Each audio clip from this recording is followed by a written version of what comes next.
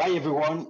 My name is Ignacio Bermeo. I'm a lawyer, I'm a programmer, and I'm also the CEO and founder of Trato, a software as a service that helps companies simplify and legally support their online agreements with blockchain and AI. Here, Dan, you take two shots. Next slide, please. Maybe signing digital contracts today is very easy, and we are pretty overwhelmed with options that complete the task. However, how many times have you really tried to close an online negotiation? It is a nightmare. I mean, you send the first version by email, you receive a second version redlining the changes. You send that to your lawyer, and your lawyer makes additional changes. And this exchange can take several days, weeks, months. And well, at the end, it's not very clear what was the end of the negotiation, and everything seems a little bit confusing. Next slide, please. So that is why we built Trato. Trato is a software as a service, as I said, that helps companies track all legal activities on the blockchain in order to have all your clients and suppliers easily track of everything they're doing. You can see a very simple view that enables you to negotiate, enables you to create a contract, sign an agreement, request, and be notified of everything relevant of all the contracts you're handling. Next slide, please. It has AI capabilities. It has the part of the blockchain where you can easily automate different payments that you can do because at the end you have a very smart contract. Next slide. And the AI capabilities are mainly in order to get all the legal jargon that you would find in a contract and only show you the relevant information of each legal agreement. Next slide. So we already have traction. We have relevant clients, mainly in Latin America. We have Samsung, Sabadell, Bank Sabadell, Homey, Kavak, Rappi, Cabify, clients that have saved a lot of money in savings, in legal costs and management costs. Next slide. So our business model is pretty simple. We have three different plans. It's a team, pro, enterprise, and it mainly depends on how complex is your legal agreements. Next slide. And the numbers, well, this is the growth we're expecting this year. With the COVID, we have been growing a lot. And the CLM market has a growth of 13.5%, which is growing a lot too this year. Next slide. Our team is specialized of different areas, mainly cryptography, legal tech lawyers, and we also partner a lot with a lot of law firms in order to provide our service. Next slide. And our competitors, well, they're mainly doing legal signatures. We are changing the way contracts should be handled. So the last slide basically says that if you ever need to find a good negotiation and find everything that's really happening with all your legal agreements, please come and use Trato, which will be the way you're going to solve your legal agreements. Thank you very much. Good job. Yeah, I think you're coming in right there at the buzzer. So good job on the timing. Yeah, Laura helped. All right, thank you, Ignacio. Garth and Mark, who wants to kick it off? Now it goes back to Mark because if we're taking turns. Turn. Yeah, so right, Mark starts. Perfect. Just wanted to be even between Garth and I. So yeah, I mean, very, very interesting. I actually can relate to the problem. We actually just had a problem with a term sheet and versioning on an investment, and so I totally get it. The only things I would question up front are like the blockchain thing. I get. I don't know if you should emphasize blockchain as much up front. I think, after I heard you kind of walk through everything, I was like, I see what you're doing here, which is cool. So maybe like entering, the 3 or 6 minute pitch with kind of a more clarifying business statement, like contract workflow or however you want to describe it is broken. Like it's inefficient, it's frustrating, it creates errors, it creates rework, it's a problem.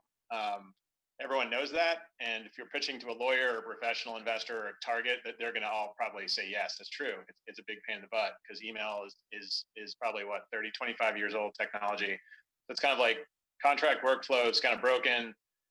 COVID actually amplified that. Like, I think you could actually bring the most recent, 10 or 12 months of experience in. And you're like, as a result of COVID amplifying this problem, given distributed and virtual working, like we've got clients. It's like, And if you said that in the first minute and a half, it would just be a much tighter hook. And then you can kind of get into the ask, the next, like, so it's like, we're building something that's, essentially simplifying and or making a broken business process better. We've worked really hard and fast. We've already got clients, and we're raising whatever, $1 million, $5 million, whatever the ask is. And then you can go into like, here's my team. Here are the roles I need to fill. Here are the markets I'm going to attack. And it's like, I think if that's your framework for a 3, 6, 8, 10-minute pitch, like you're probably setting a pretty hard hook to get the follow up. Yeah. So, whether this was an investor pitch or a customer pitch, I think either way, that's how my mind kind of thought about framing and sequencing your narrative in the shorter version. But yeah, I mean, good progress on the company as well. The fact that you guys are already kind of global and selling to those types of clients is a testimony to how good the product probably is. So definitely don't underemphasize that. But yeah, it's kind of my first reaction. Thank you, Mark.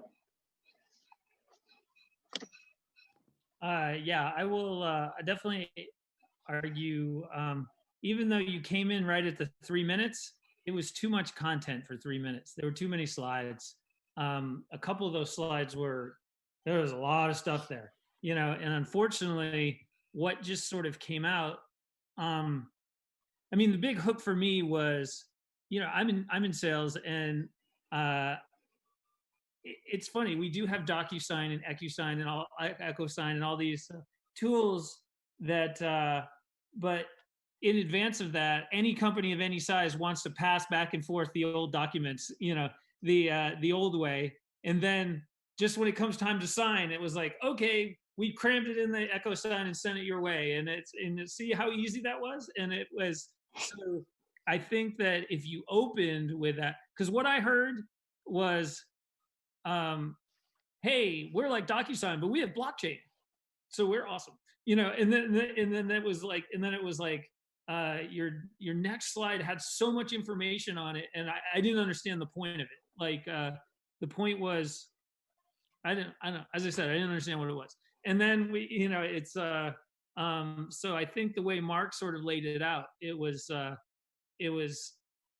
just very, very quickly. It's like, yeah, we have DocuSign. You sort of did this, but we have DocuSign, but here's the hole, and this is what we're fixing. And definitely, like, to the degree that you've had success, I mean, I love that. It's like, tell me about the success. It's like, tell me about the success and then tell me what you're doing. It's like, because money talks. It's like people that, you've got lots of feedback from the market. You're like, awesome. How many people paid money for it or actually implemented it into their process? That speaks volumes, especially in 3 minutes. Overall, I think it's really cool. I think there very much is a need. Like Mark said, yeah, I don't know that you need to lead so much with blockchain. It's like, it's just sort of like, oh, and it's secure and it's smart because of blockchain. Move on, in the 3 minutes. It's in the 1 hour pitch, you could get, particularly if one of the investors or one of the members of your audience showed a proclivity for being super interested in that, then you can run down that road with them. But